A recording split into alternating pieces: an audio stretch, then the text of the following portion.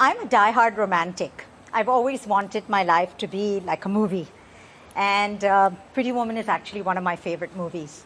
I've always been looking for my Prince Charming. And I was really lucky to meet a man called Shyam. He was really my Prince Charming. And it's really interesting when I met him and I said, oh, what do you do? He says, do you know what Richard Gere does? That's what I do. So we met in Dubai and moved to India in 2009. I moved to India only for love. We were Shyam Pooj. That's how all our friends called us. We had a great relationship. He was not just my lover, he was also my friend. We were best friends. I had nothing to complain about in life. One Sunday morning, we were having a relaxing morning when I smelled something burning. I opened the door and ran across the corridor and I saw a fire. I went to call my neighbor and he came with a fire extinguisher and sent me down to get some help. As I went downstairs, someone sounded the fire alarm and I was rushed out of the building. As I was standing on the pavement, I kept yelling, Shyam, Shyam, Shyam, Shyam, and he was nowhere to be found.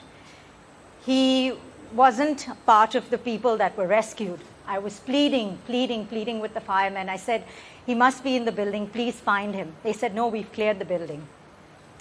He was the only casualty of that fire. When they found him, he was already gone. He was no more. I was left all alone to figure out what to do with the rest of my life. You know, when you believe and you have faith, then somehow the universe takes care of you. And there was a lovely angel who took me home. From that moment on, my world was completely shattered. I was into pieces. I didn't know what was happening to me. I was like a dead body just walking around. I had no feeling. I was numb. I was trying to deal with the trauma and the loss of losing everything. The days would somehow pass, but the nights were really long. In the darkness, I could only hear my voice and my thoughts, and I would keep thinking, how can he be no more?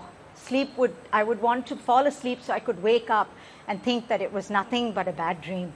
But somehow that never happened. My sister decided that it would be best that I go to Panama to heal. And so I would then be able to come back and decide what to do with my life when I came back to India. And right now, at that point, I had no purpose. I was just going from moment to moment, day to day. I just took it as it came. As soon as I got my new passport, I flew out to Panama. And it was lovely to be with my family. We had lost my father a few months before that, so it was really good to be with the family to heal. My niece and nephew were a key part of this because they engaged me in fun and, you know, easy, carefree activities, which really gave me a sense of comfort. My sister, on the other hand, kept me very, very entertained. Every year, my sister and her family took holidays. So they took me along with them as well. We went around many different cities. And the focus of this was to try and make new memories and to forget what was in the past. Sadly, everywhere I went, I only thought of Shyam. I really, really missed him. COVID happened, and suddenly the narrative around the world changed. Everyone had time, and everyone was suddenly asking and thinking, what is life? What is everything about? During this time, because it was quiet everywhere, I was able to focus more on trying to heal myself. I participated in a lot of online activities, and I did a lot of meditation, etc. Once COVID happened, I could fly out. I went to Hong Kong. Hong Kong is a crazy city, hustling, bustling, etc. And when I reached there, I had to deal with a lot of old memories. And I got a lot of anxiety being around people again. I started therapy, and therapy helped me cope with my feelings. And it was the place where I could just share what I was truly feeling. The anger, the uncertainty, the sadness, the insecurity was all part of my anxiety. I was very lucky to be with little toddlers who taught me how to just be. You know, they gave me hope. Once travel opened back to India, there I was with my suitcases ready to come back. I had to face my demons. I had to find life again. And I was very grateful to all my friends and family who gave me shelter when I came home and, you know, took care of me till I could figure out what to do. The shift to Goa was a key turning point. It was very important for me to come here.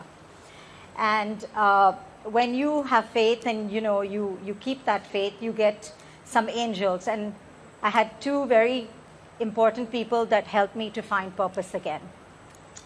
The shift to Goa was important. I healed, I was around nature, and I was able to find purpose again. There were no strong memories. I really started all over again.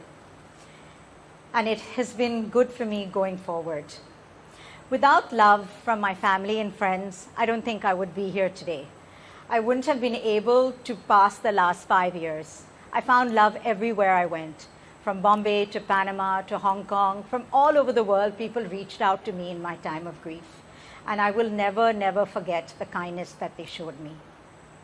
And if you have faith, that is something that has always kept me grounded. I've always believed through my life's ups and downs that faith has been with me, that no matter what happens, as long as you pray and you believe, God comes through for you. And the last thing that I think about a lot that I want to share today is the most important part of my healing has been gratitude. Being grateful helps our brain send signals and positive energies and finds a way to turn things into joy. I'm very grateful for everything. In everything that happens, you have to find gratitude. And through every situation, I've only grown richer with experience. To conclude, I just want to share that during my many efforts to heal myself, I found that my purpose now is to shine my light. And I hope that whatever I can do, I can share some brightness to inspire all of you as well. Thank you.